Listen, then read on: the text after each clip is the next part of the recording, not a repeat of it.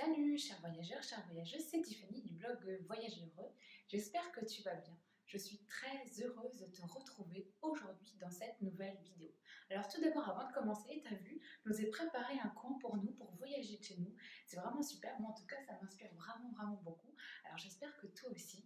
Et donc on va commencer aujourd'hui, on va parler de Moscou, de l'automne et du parc Gorky et du parc Muséum. Tout simplement, je vais t'emmener en balade au parc Gorky et Muséum à Moscou. Et c'est une balade que j'ai fait il y a à peu près 2 semaines, donc on est en plein dans la saison de l'automne à Moscou. Alors il faut savoir qu'en fait l'automne ça commence dès le 1er septembre en Russie. Et donc il y a des bonnes raisons parce qu'en fait le temps se dégrade beaucoup. En fait je t'avais dit dans une précédente vidéo, en fait la période idéale pour venir à Moscou, que en fait je ne connaissais pas l'automne moscovite. En fait c'est la première fois que je le vis.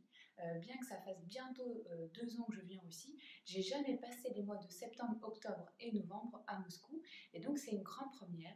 Et c'est vrai qu'on m'avait dit, en fait mon entourage russe m'avait prévenu, bah, écoute Tiffany, bah voilà, c'est la fin août, l'été va se terminer là bientôt, dans 2 semaines tu vas voir. En plus après ça va être terrible jusqu'à la neige, c'est pas terrible en fait. Et donc bah, je savais pas trop, et effectivement c'est marrant en fait, en l'espace de quelques semaines on passe donc du débardeur à la veste, au manteau, au bonnet, aux gants, et là j'ai carrément la doudoune, donc il ne reste plus que les bottes fourrées pour qu'en fait j'ai toute la panoplie pour affronter tout l'hiver, sauf qu'on n'est que le 25 octobre. Donc je suis en train de me dire mais comment on va faire? Et donc c'est aussi assez amusant en fait pour voir les saisons russes. Donc en fait il suffit de compter sur ses doigts.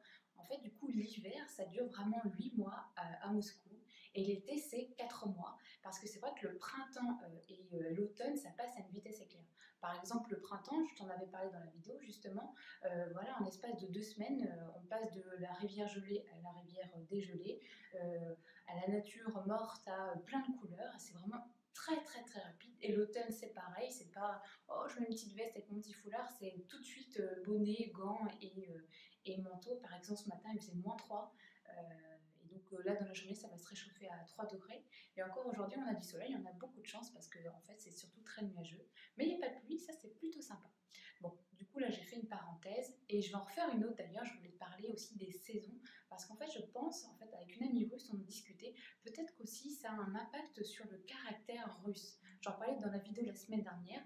Donc on a tous des caractères typiques, et là aussi le caractère russe est assez typique. C'est en fait souvent c'est tout noir ou tout blanc, c'est je t'aime ou je te hais. Et je me demandais si c'était pas parce que avec l'hiver et l'été, en fait il fait très chaud ou très froid. Alors que tu vois en France c'est plutôt l'inverse. J'ai vécu quand même 4 ans à Paris, et c'est plutôt en fait les deux saisons principales, c'est plutôt l'automne et le printemps. C'est vrai que l'hiver et l'été c'est plutôt timide, alors qu'à Moscou c'est très tranché.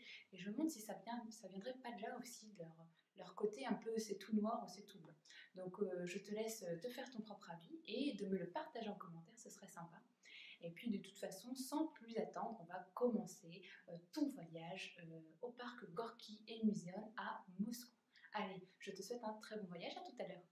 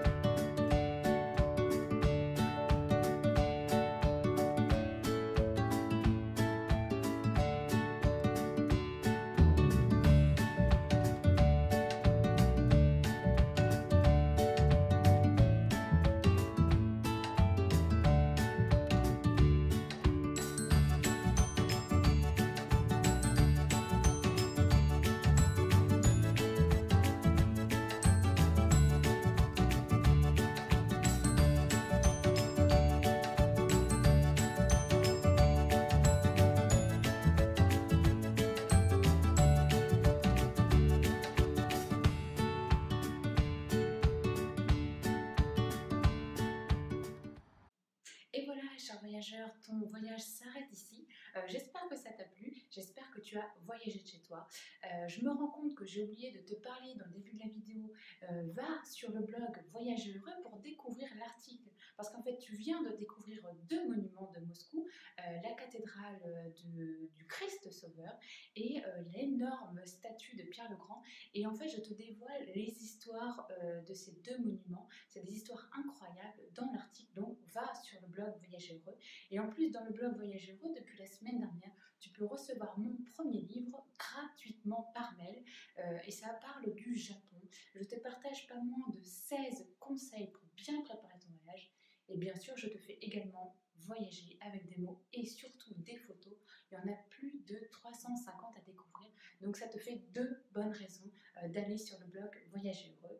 Et si tu as aimé cette vidéo, n'hésite pas à la liker, ce serait vraiment génial. Et surtout à la partager à ton entourage pour les faire aussi voyager de chez eux. Et puis en attendant notre prochaine rencontre la semaine prochaine, je t'encourage à rester curieux du monde qui t'entoure. Salut!